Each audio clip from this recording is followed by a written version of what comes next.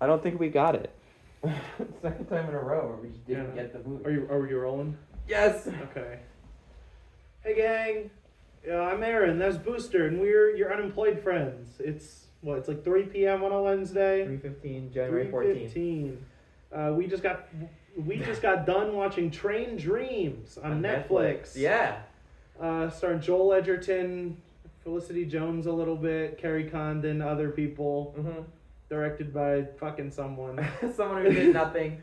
The co-writer of Sing Sing, which I liked from last year.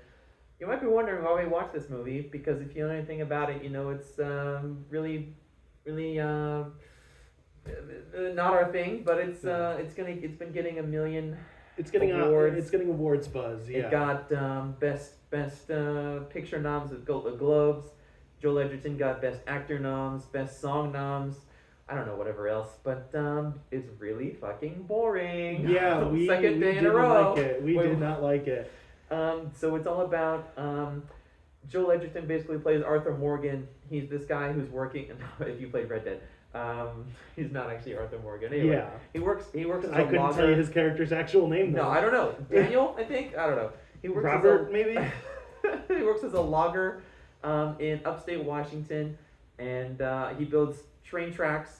And unironically, every single person around this guy dies. In the first few shots, he has a Chinese friend that he's working with who gets thrown off a train track and dies. And then he makes friends with this preacher guy who's working with, and then he gets shot in the head by a revenge-seeking, like, bounty hunter guy. Yeah, who dies. in like the only interesting scene in the movie. Mm-hmm, yes, literally. And then he gets a wife and a daughter, and things seem to be going great. And then as he things befriends happen, the old man first. Oh yeah, he walks dies. under a tree that's getting cut down, and then he dies From like head trauma, and then his wife and kid die, and then someone else just like drops dead later from a heart condition. Then he gets a free wagon and a horse, and he becomes an Uber driver. And then he meets Carrie Condon, who becomes a fire watch, which is ironic because his wife and child died in a fire. And then the movie kind of just ends. Like it might seem we're describing a lot of it because there's nothing that happens in this movie. It's just a random events plot. Yeah, it's like he has no like agency in the story, which I guess is kind of what they were going for, and like people around him die, and his only choice is to like keep going or whatever. Mm-hmm. But I didn't actually like get that from the movie. I'm trying to give that to the movie as like, oh, it was like about something. But the whole time we kept just being like, cool, what is this about? Like, what are they trying to say? Mm-hmm. It just like, it was shot pretty well. I think the cinematography was the best part, and like the color grading of it was very vibrantly colored, which I really liked compared to shit like Wicked, where the colors get washed out for no reason. Good comparison. But that was it. Like, his performance was pretty boring. Yeah, and the script was boring. The narrator never shut the fuck up. It was based on a novella, which makes sense to be a narrator. The whole time we were hoping that there would be a good point for the narrator, like maybe his progeny, or someone telling his story that would give it some sort of gravitas. But at the end, it's just a guy who goes through a lot of bad things, and then he realizes life's actually worth living or something. There's like a clip show at the end that shows, all the people that have touched him in his life, and it like runs back to the movie. Yeah, we saw that scene 10 minutes ago. It was literally that silly. Like he does have a few dreams on trains and about his wife and daughter, who he keeps hoping they would come back to him. And across the movie, he's apparently getting better. Like he's like dealing with this sadness, but it doesn't show any really growth on his part. Like you said, no agency. It's just kind of he just talks about getting better, and the narrator says he's getting better, but you don't actually get a sense for it. It's very tell don't show. The entire script is just like either the narrator or the characters say exactly how they're feeling. Mm-hmm. They don't show it on their face. Yeah. I don't know how he got an acting nom, because there's one point when he's talking to Carrie Condon, who was the only character, like I was bored, and she showed up, and I was like, okay, someone with like a little bit of life. Yeah, I got excited. And she's only in like 3 fucking scenes.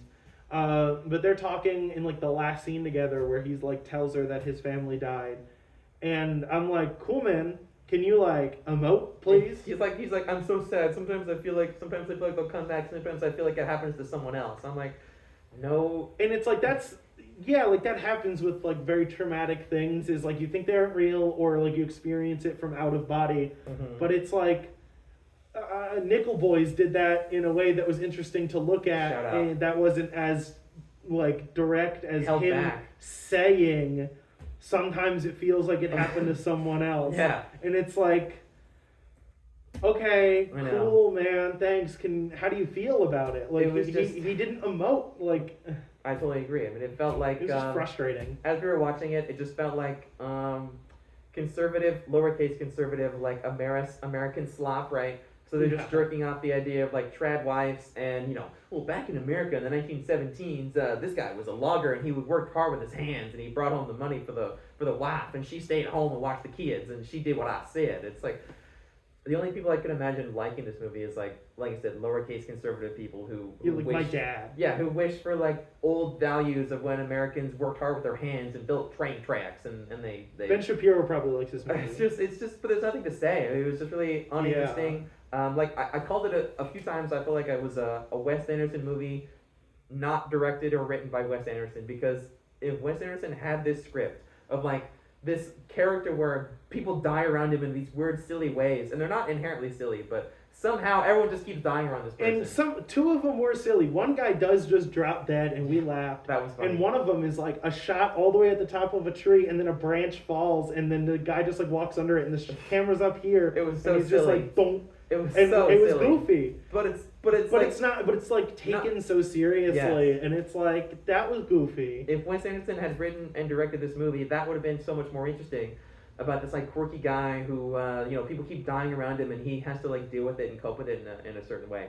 But it's not. It was played so seriously, and like I said, it felt so traditional, trad wife. And what you said about the cinematography doesn't even really hit for me, because it's filmed in upstate Washington. Like everything is gorgeous up there. It's not. If I took this camera up to Washington, I bet I could film a pretty good looking movie too.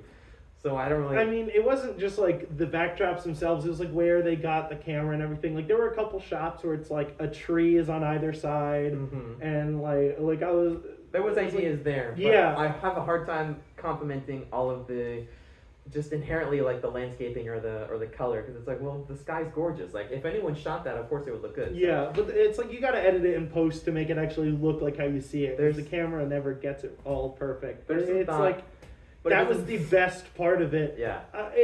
I did not think this was very good. Mhm. It's which apparently we were in the minority Totally. again after is this thing on. 4.1 out of 5 on Letterboxd. And people are like, some of the reviews I saw are like treating it like so profound, and I'm like, I just like didn't mm-mm. get that. I don't like get I anything was just about it. like I was bored, and I was Mhm. waiting for something to happen, and then even when people die, it's like nothing happens. No, it didn't actually. You don't have any weight to it, because it's just they either die in a silly way or an expected way. Like It's I all knew- very unceremonious. Yeah, I knew the wife and kid were gonna die, so it didn't matter when they did.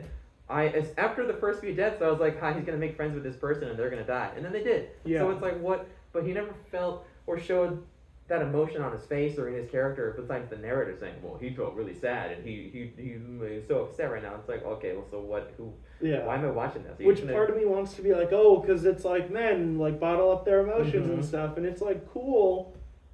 didn't actually That's show that. not though. fun to watch. It's like I don't, like I said, the only people I could imagine watching it was like a grandma who turns it on Netflix, or like a 50, 60-year-old conservative dad who was like, well, this is how Americans used to be, and this is how I'm meant to be because I bottle up my feelings. Train Dreams. It's getting a shit ton of noms. It's going to get a Best Picture nom, undeservedly. Joel Edgerton will not be getting a Best Actor nom. It might get a Best Song nomination, which we just listened to, and it's really fucking boring. All it does is describe the plot of the movie in a boring, like, Americana folksy way. Yeah. I hope it doesn't get nom, because then I don't have to listen to it at the Oscars. And Train Dreams. It's one of the couple Netflix Oscar noms. Jay Kelly is going to be the other one, I think. Yeah. And that's it. We watched it. Yeah. It was for Gen Xers. Just Second one in a row I know, that is is this- made for 50-year-olds. Did you like it more or less than Is the Thing On? It's weird because I hated Is This Thing On more. Mhm. I had a worse time watching that movie, but at least it made me feel something. Me too.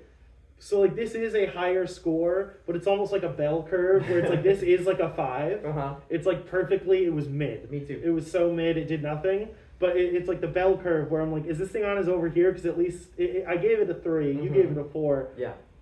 But I was like, it made me care. Me too. At how bad it was. And this just like I just kept checking out because I was like, this I just don't care. And we did watch all of it. Let the record show. Yes, yeah. But, we wouldn't make a video if we hadn't. I finished wanted to watch it and I wanted to care about it, but within 3 minutes I walked in and I was like, oh, I'm already struck with a I don't care disease about this movie. Yeah, and we like paid attention for like a half hour. I know. And then it was just like, this is boring. Yeah. But then I mean it passed. Just in the sense of the narrative just goes in a straight line, right? So after a while, it's like, oh, good, there's only 50 minutes left. There's only 40 minutes left. Like, it went by. I wasn't as bored as I was for Is This Thing On. But yeah, it was paced better than Is This Thing On. Is This Thing On, like, sped through and then ground to a halt and then sped and then stopped. Yeah, and this one was pretty consistently just like, person dies, meet person, person dies, meet person, and it's like, okay. It was literally just like a storybook. There was a narrator and... It was what a trad dad would love. I don't. The accents were really inconsistent. They were. Carrie Condon, I love you, girl. She was one of my favorite parts of Banshees of Inisherin. Yeah. But as soon as she showed up, I thought she was an Irish character. But then the narration's like, well, she fought in the Great War as an ambulance driver. I was like, oh, she's just not doing a good job. And the Felicity Jones's accent was a little inconsistent. Joel Edgerton's accent was fine. He's fine. He's been playing Americans for 10 years. It's just like cool. So they didn't have a dialect coach on set for anyone. Yeah. And both of them were probably on set for like 3 fucking days. Yeah, so. She was hardly in it. But she was... I got excited when I saw her. I was like, yes, let's go. I love Banshees. But yeah, she really... There was a few sentences. I was like, what the hell was that accent supposed to be? It was like 3 or 4 different accents. Yeah. 5 out of 10. Train Dreams, I don't recommend it. Unless you're really bored with your dad and you need someone to watch... to put him to sleep, because it's the kind of movie that a dad would watch on Netflix and put him to sleep. Yep, 100%. I think so. But also, I mean, watch other reviews, I guess, because it seems like we are in the minority for this opinion. Apparently, people found this really profound in a way that just I did not. Because the themes are all about finding your way and finding your way through life and death and hardship, right? It's like I've seen that done every before. Movie, I know. Yeah, it's like that's been done before and has been done better. I was thinking like people who think it's a 10 out of 10 are like, how many movies have you actually seen? Have you seen like 10 or 15 movies ever? Like, come on, this is nothing new. The people who like this are people who don't go to see theaters, who only watch movies that come out on Netflix. Sorry, we're being pretentious. But it's true. I mean, yeah, but it's like... Yeah, it's like when all you get on Netflix is like Stranger Things. This probably is fucking cinema. It's gotta be, right? But it's like when we go to the theaters and saw one battle after another, which is good. Don't listen to the discourse. This is like, okay, it was so nothing. Nothing, I agree. Train Dreams, 5 out of 10. Catch you soon for No Other Choice. That's tomorrow, isn't it? Yes, we're seeing that tomorrow. Okay, we're seeing No Other Choice tomorrow. And Oscar announcements next week. Yes, and Jay Kelly coming soon. Probably. If I had legs, I would kick you. And maybe. And Iron Lung. And the other one, subscribe.